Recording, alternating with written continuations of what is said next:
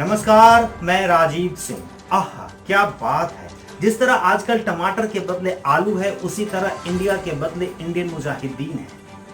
तमाम विरोधी खेमे के क्रांतिवीर नेताओं ने और सबके स्वघोषित प्रणेता राहुल बाबा ने सोचा था कि विरोधी खेमा का नाम भर यदि इंडिया रख दिया जाए तो बीजेपी और खासकर पीएम मोदी को बैकफुट पर लाया जा सकता है। लेकिन राजनीति तो आत्मविश्वास का खेल है ना भाई जी, और इस बात को पीएम मोदी बखूबी समझते हैं। इसलिए एक गुड लेंथ की बॉल को जैसे ही पीएम मोदी ने अपने अनुभव और अच्छे टाइमिंग के साथ बाउंड्री लाइन से बाहर भेजने के लिए शॉट खेला, सारे विरोधी खेमे के जितने भी क्रांतिवीर नेता हैं सब तिलमिला गए। सब एक सुर से कहने लगे कि भला लोकतांत्रिक देश में लोकतांत्रिक ढंग से बनाए गए गठबंधन के नाम को आतंकवादी संगठन के नाम से इंडिया को, भारत को लूटने वाला अंग्रेज की द्वारा बनाई गई कंपनी के नाम से कैसे जोड़ा जा सकता है। भाई साहब, इसकी शुरुआत किसने किया था? आपने ही शुरुआत किया था ना। और यही सोच के शुरुआत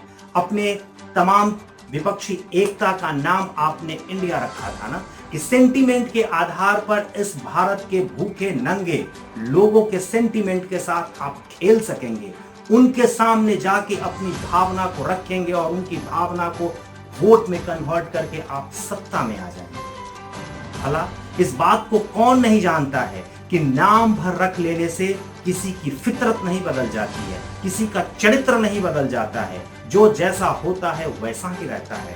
जैसे कि एक आतंकवादी संगठन ने अपने संगठन का नाम इंडियन मुजाहिदीन रख लिया, तो क्या वो संगठन आतंकवादी संगठन देशभक्त संगठन बन गया?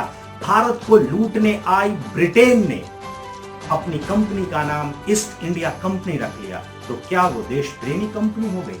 बिल्कुल नहीं। इस बात को पीएम मोदी समझते हैं और तभी ही उन्होंने अपने नेताओं को संबोधित करते हुए इस बात को रखा।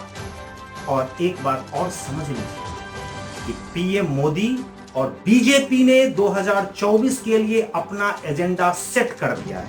पीएम मोदी ने विपक्षी एकता, जिसका नाम इंडिया रखा गया है, उससे एक आतंकवादी संगठन का नाम जोड़ा है।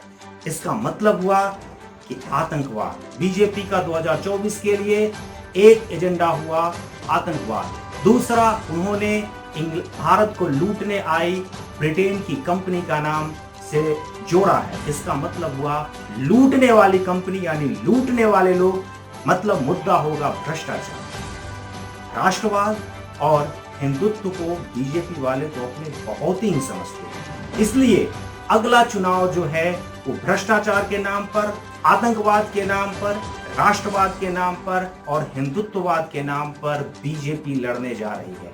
बीजेपी के प्राइमरी एजेंडा से, यानी मौलिक उनका जो एजेंडा है, उससे बेरोजगारी और महंगाई गायब हो चुका है। अब आपको तय करना है कि आपको किसके साथ जाना है और कौन सा मुद्दा आपके लिए ज्यादा महत्वपूर्ण है।